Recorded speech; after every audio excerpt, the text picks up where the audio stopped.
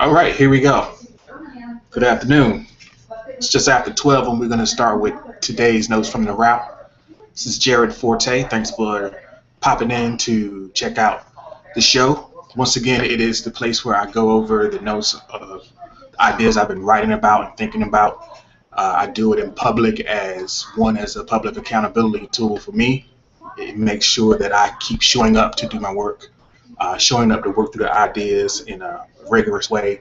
And also, it's an open invitation to start a conversation about some of these ideas with other people who find them interesting, who have some input, who can help me sharpen my thinking, and hopefully who can also benefit from the perspective that I bring to the ideas that we discuss here on Notes from the Route.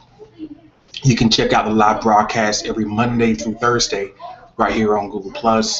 Also, you can find it at my website, jaredforte.com/live, and there's a live stream of the broadcast there each and every day. I welcome you to follow me on Twitter. I'm more than happy to continue the conversation or the discussion of the ideas over there on that platform. So without further ado, let's get into the topic of the day, which is curation. What is curation, really? Now, I know that it's a popular term that is bantered around in social media. Has become popular over the last few years.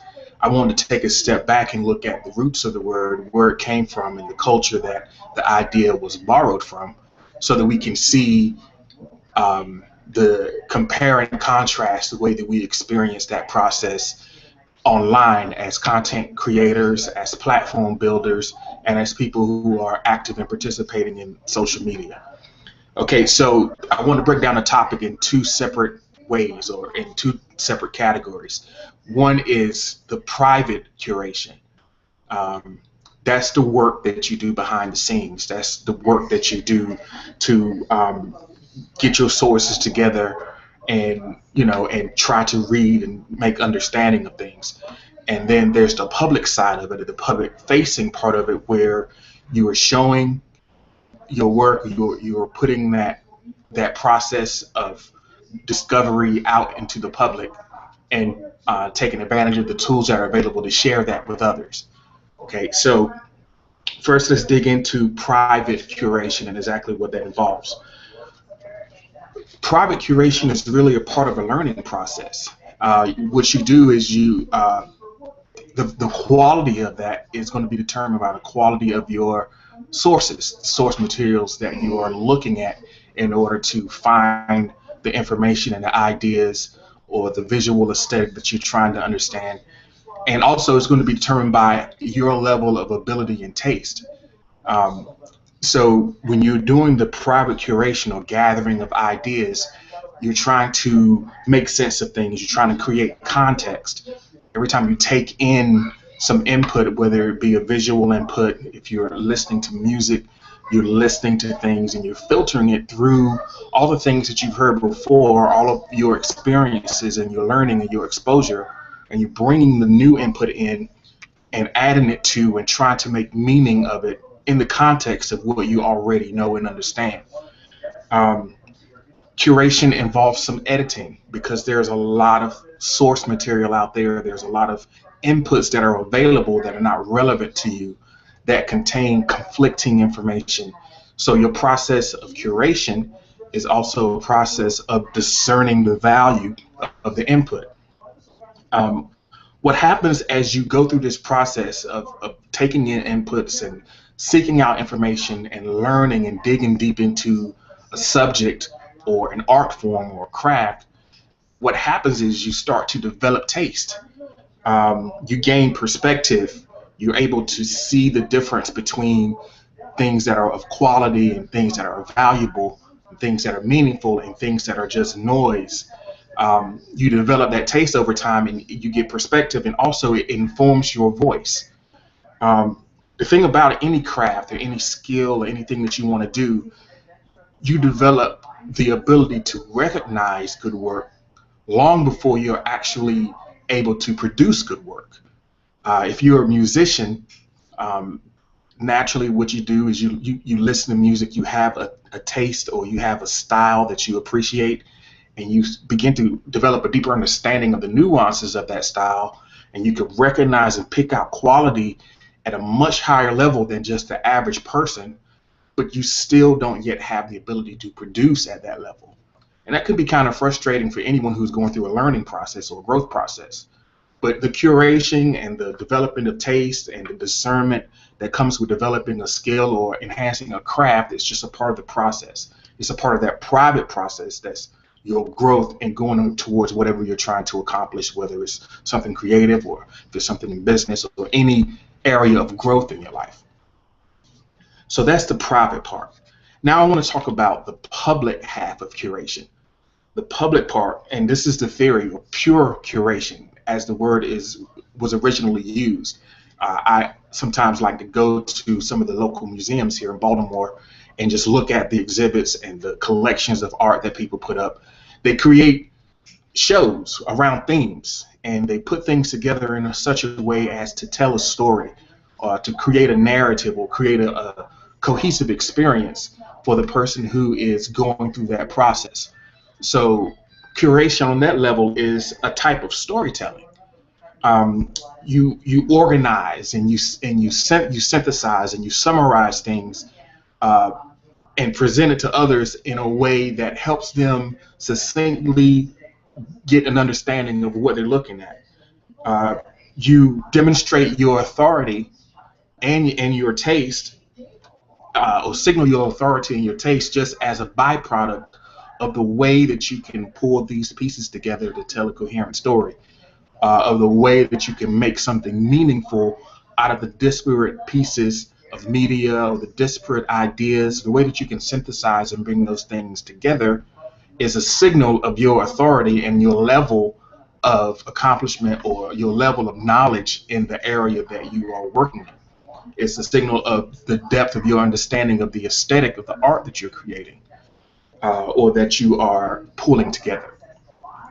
That process, when you have it and you do it in public, it creates a tremendous amount of value, because everyone doesn't need an expert level of understanding. Some people need to have need to be able to take that work that you've done of filtering through and making meaning and apply that somewhere else.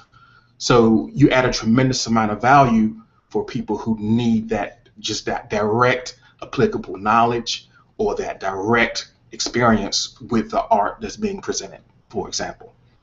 Also, in cases if you're working within a company, in a context, you have a role in your company or a task that you have to complete, your ability to pull ideas together and communicate them in a succinct way, that's a type of curation as well. All clear and good communication is a curated process of making sure that you can convey meaning in the most concise and direct way.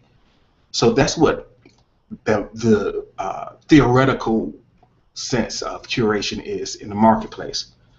Now, this is how it actually happens in practice, particularly when you look at the online arena, like in social media, for example. The work, in many cases, when you come across content that is quote-unquote curated, the work of curation hasn't been done on the private side. You find people that blindly share things just because it's been shared by other people. You see people that don't have a cohesive story. They haven't looked at or made any sense of what they're sharing.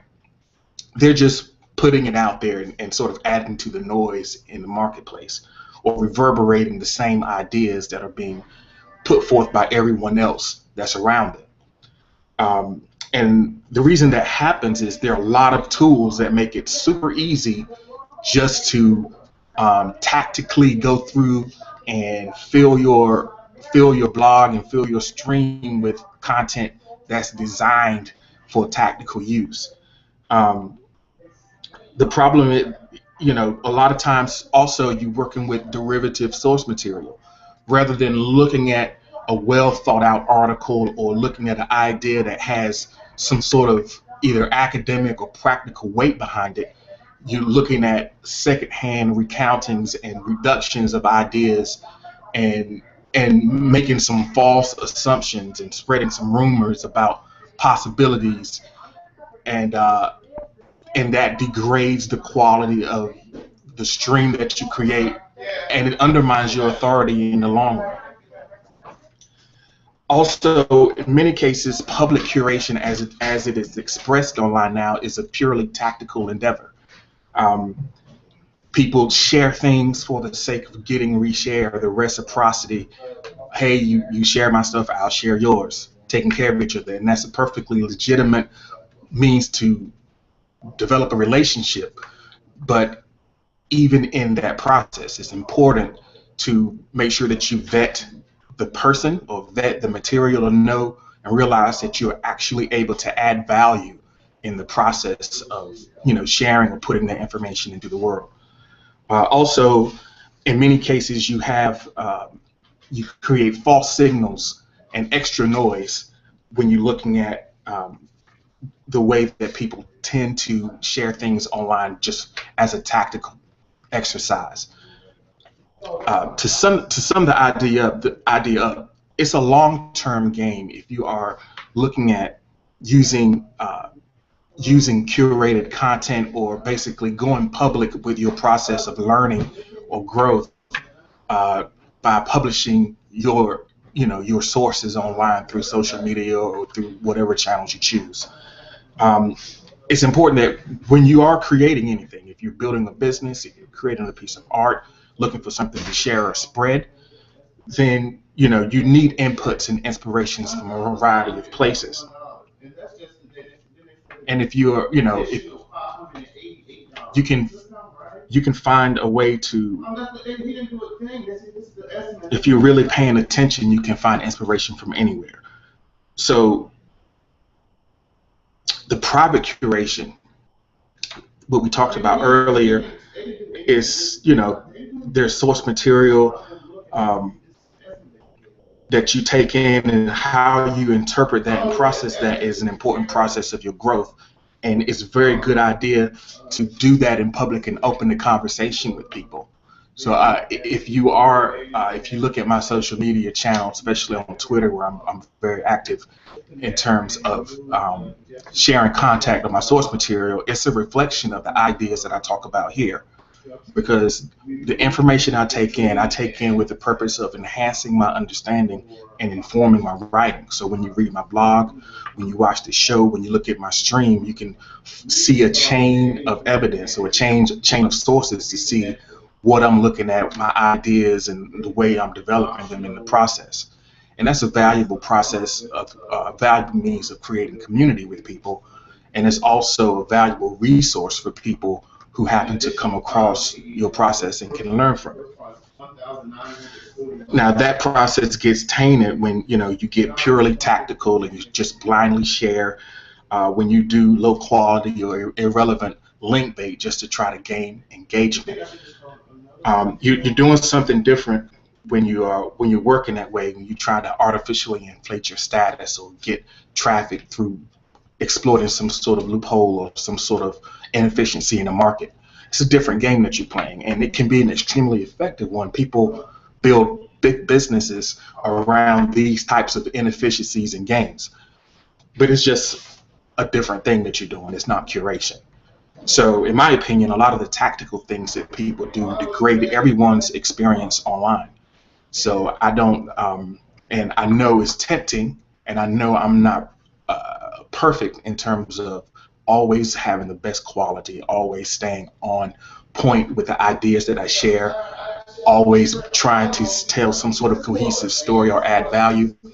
But the more people do that, the better experience it is for everyone online. So I encourage you, as you go about your process of establishing your authority, of building your knowledge, and sharing with other people, that you always look for a way to add value with it. Always look for a way to enhance the story and to synthesize ideas to make the whole process of finding good things, finding interesting ideas easy for everyone. So that's been today's episode of Notes from the Route. I really appreciate you taking the time to drop in. Sorry I started a little bit late, but you can always find more from me at jaredforte.com.